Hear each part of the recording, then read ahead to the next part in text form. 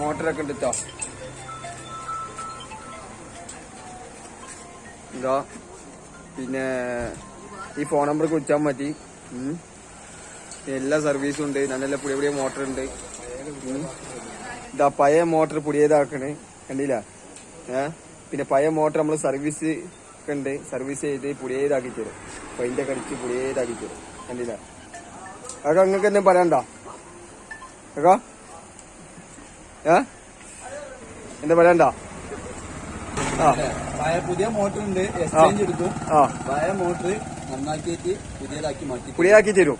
പിന്നെ പുതിയ മോട്ടർ ഉണ്ട്, പിന്നെ CRI ഉണ്ട്, കിർലോസ്കർ ഉണ്ട്, എല്ലാവിധം കമ്പനി ഉണ്ട്. ഓയിൽ മോട്ടർ, സാധാ മോട്ടർ, ഓപ്പൺ വെല്ല് എല്ലാം ഉണ്ട്.